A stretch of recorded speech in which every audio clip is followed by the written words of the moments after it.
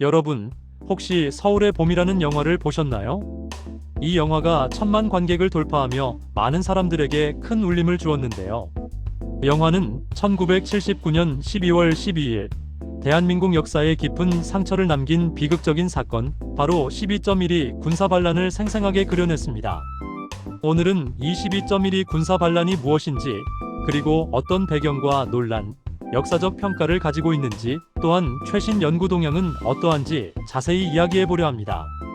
지금부터 12.12 군사반란에 숨겨진 이야기 속으로 함께 들어가 보시죠. 이 비극적인 사건은 단순한 과거의 역사가 아니라 현재에도 우리 사회에 중요한 질문들을 던지며 민주주의의 가치를 다시금 되새기게 합니다.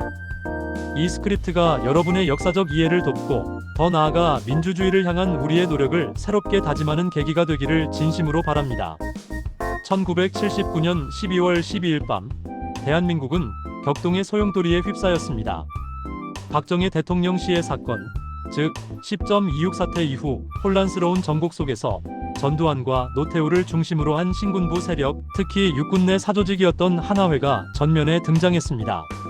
이들은 당시 계엄사령관이자 육군참모총장이었던 정승화 장군을 최규하 대통령의 정식 승인 없이 강제로 연행하는 초유의 사태를 벌입니다. 이 사건은 대한민국 헌정 질서를 유린하고 군의 정치적 중립성을 심각하게 훼손한 중대한 반란 행위였습니다. 신군부는 정승화 장군이 10.26 사건에 연루되어 있다는 혐의를 내세웠지만 이는 후에 명확히 밝혀지지 않은 허위 주장으로 드러났습니다. 사실상 이들의 목적은 10.26 사태 이후 형성된 권력의 공백을 이용하여 군 내부의 주도권을 장악하고 더 나아가 대한민국의 최고 권력을 찬탈하려는 데 있었습니다. 12.12 군사반란은 단순한 군 내부의 사건을 넘어 1980년 5월 17일 이른바 5.17 쿠데타로 이어지며 신군부 세력이 대한민국 전체의 권력을 불법적으로 장악하는 결정적인 계기가 됩니다.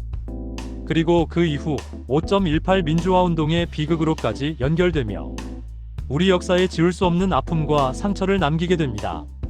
이러한 일련의 사건들은 민주주의의 싹을 짓밟고 국민들의 자유와 인권을 심각하게 침해한 반민주적인 행위로 기록됩니다. 12.12 군사반란을 이야기할 때 가장 큰 쟁점 중 하나는 바로 이 사건이 과연 정당했는가 하는 문제입니다. 신군부 측은 당시 박정희 대통령 시에 사건의 진실을 밝히고 혼란스러운 국가를 안정시키기 위한 불가피한 선택이었다고 주장했습니다. 그들은 자신들의 행동을 국가를 위한 충정이라는 명분으로 포장하려 했으나 이는 명백한 자기 정당화에 불과했습니다. 그러나 대다수의 역사학자와 국민들은 헌법을 파괴하고 군사력을 동원하여 정권을 찬탈한 명백한 군사반란으로 보고 있습니다. 이는 민주주의의 기본 원칙인 자유민주주의와 헌정 질서를 송두리째 흔드는 중대한 범죄 행위로 평가되며 그 어떠한 이유로도 정당화될 수 없는 폭거였습니다. 헌법재판소와 대법원 역시 12.12 사태를 명백한 군사반란이자 국헌 문란 행위로 규정함으로써 이러한 역사적 평가를 재확인했습니다. 또 다른 중요한 쟁점은 정승화 장군 연행의 합법성입니다. 신군부는 정승화 육군참모총장이 김재규의 대통령 시해에 연루되었을 가능성이 있어 철저한 수사가 필요했다고 주장했습니다. 하지만 대통령의 정식 제가 없이 한 나라의 계엄사령관이자 육군참모총장을 강제로 연행한 것은 명백한 불법 행위라는 비판이 압도적입니다. 당시 국군 통수권자였던 최규하 대통령은 정승화 장군 연행이 이루어진 한참 후에야 신군부의 강력한 압력과 위협에 의해 마지못해 사후 재가를 한 것으로 알려져 있습니다. 이는 절차적 정당성이 완전히 무시된 오직 권력 강탈을 목적으로 한 불법적인 행위였음을 명확히 보여주는 사례입니다. 신군부는 자신들의 불법적인 행동을 합법적인 절차인 것처럼 위장하려 했지만 그 본질은 변하지 않았습니다. 당시 신군부의 행위는 하극상을 넘어선 국헌 문란이자 반란죄에 해당한다는 것이 법적, 역사적 평가입니다. 이 사건과 관련하여 미국의 개입 여부도 중요한 논란 중 하나입니다.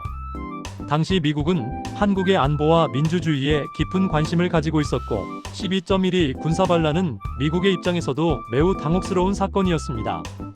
미국은 12.12 군사반란을 사전에 인지하지 못했으며 한미연합사 작전 통제권 하에 있는 한국군 주요 부대들을 신군부가 적절한 통보나 사전 협의 없이 동원한 것에 대해 강력하게 항의한 것으로 전해집니다.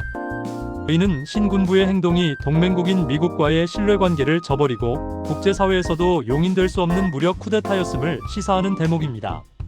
미 국무부와 국방부는 신군부의 일방적인 군 병력 동원에 대해 심각한 우려를 표명하고 즉각적인 원대 복귀를 요구했습니다.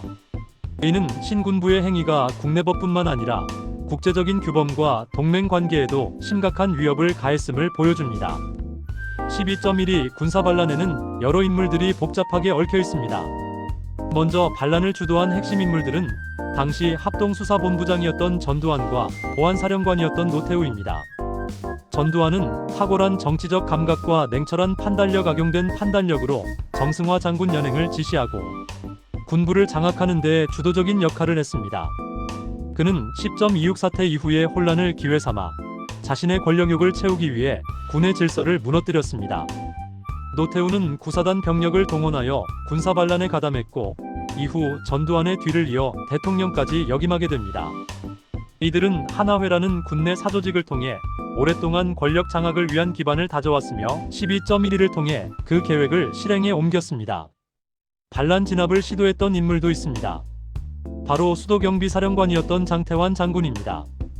그는 신군부의 불법적인 행동에 맞서 군사반란 진압을 시도했지만 당시 병력 동원의 어려움과 신군부의 신속한 병력 장악으로 인해 결국 실패하고 연행됩니다. 그의 반드시 진압하겠다는 의지는 많은 사람들에게 깊은 인상을 남겼고 그의 용기 있는 행동은 역사에 길이 남을 것입니다. 반란의 피해자이자 중심인물인 정승화 육군참모총장은 12.12 군사반란으로 인해 모든 권력을 잃고 강제 연행되었습니다. 그는 훗날 신군부의 주장이 허위였음을 밝히고 명예를 회복하기 위해 노력했습니다. 반면 당시 육군 헌병감이었던 신윤희는 12.12는 군사반란이 아니며 정승화 체포는 합법적으로 진행되었다고 주장하기도 했습니다. 하지만 이러한 주장은 역사적 사실과 법적 판결에 의해 명백히 부정되었고 신군부의 논리를 옹호하는 입장으로 평가받고 있습니다. 이 외에도 당시 국방부 장관, 육군본부 주요 지휘관 등 수많은 인물들이 이 사건에 직간접적으로 얽혀 있었으며 각자의 위치에서 역사적 책임을 피할 수 없었습니다. 12.12 군사반란은 대한민국 민주주의의 발전에 깊은 상처와 오점을 남긴 사건으로 평가됩니다. 신군부 세력은 이 반란을 통해 군부를 장악하고 이어진 5.17 쿠데타와 5.18 민주화운동에 대한 무력 진압을 통해 권력을 유지했습니다. 이 사건은 군부의 정치 개입이 얼마나 위험하고 비극적인 결과를 초래할 수 있는지 보여주는 대표적인 사례입니다. 우리는 이 사건을 통해 민주주의의 소중함을 되새기고 다시는 이러한 비극이 반복되지 않도록 끊임없이 노력해야 할 것입니다. 이러한 역사적 교훈은 현재를 살아가는 우리에게 민주주의의 가치를 수호하고 발전시키는 데 있어 중요한 지침이 됩니다. 민주주의는 저절로 주어지는 것이 아니라 끊임없는 관심과 참여, 그리고 투쟁을 통해 지켜나가야 한다는 것을 12.12 군사반란은 우리에게 뼈아프게 가르쳐주고 있습니다. 최근에는 12.12 군사반란에 대한 다양한 시각과 새로운 연구들이 활발히 진행되고 있습니다. 당시 사건에 대한 증언들을 수집하고 관련 자료들을 면밀히 분석하여 사건의 진실을 더욱 명확히 규명하려는 노력이 지속되고 있습니다. 특히 영화 서울의 봄의 흥행은 이 사건에 대한 대중의 관심을 폭발적으로 증가시켰습니다. 영화를 통해 많은 젊은 세대들이 12.12 군사반란에 대해 깊이 있게 알게 되었고 이는 역사적 사실에 대한 정확한 이해와 성찰의 중요성을 다시 한번 일깨우는 계기가 되었습니다. 단순한 영화적 재미를 넘어 역사적 사실을 알리고 사회적 담론을 형성하는 데 기여했다는 점에서 서울의 봄은 큰 의미를 가집니다. 학계에서는 당시 신군부의 권력 장악 과정에서 미국의 역할과 영향력에 대한 심층적인 분석, 그리고 군내 하나회와 같은 사조직의 형성 및 작동 원리에 대한 연구가 활발히 진행되고 있습니다. 또한 12.12 사태가 이후 대한민국의 정치, 사회, 문화 전반에 미친 장기적인 영향에 대한 연구도 꾸준히 이어지고 있습니다. 이러한 연구들은 12.12 군사반란이 단순한 과거의 사건이 아니라 현재의 대한민국을 이해하는 데 필수적인 역사적 맥락을 제공한다는 점에서 매우 중요합니다. 이처럼 12.12 군사반란은 단순한 과거의 사건이 아니라 현재에도 우리에게 많은 교훈을 주는 살아있는 역사입니다. 우리는 이 사건을 통해 민주주의의 소중함을 되새기고 다시는 이러한 비극이 반복되지 않도록 끊임없이 노력해야 할 것입니다. 오늘 이야기가 여러분의 역사 이해에 도움이 되었기를 바랍니다. 이 스크립트를 통해 12.12 군사 반란이라는 어두운 역사가 어떻게 현재까지 영향을 미치고 있는지, 그리고 우리가 민주주의를 지키기 위해 어떤 노력을 해야 하는지에 대한 깊이 있는 통찰을 얻으셨기를 바랍니다.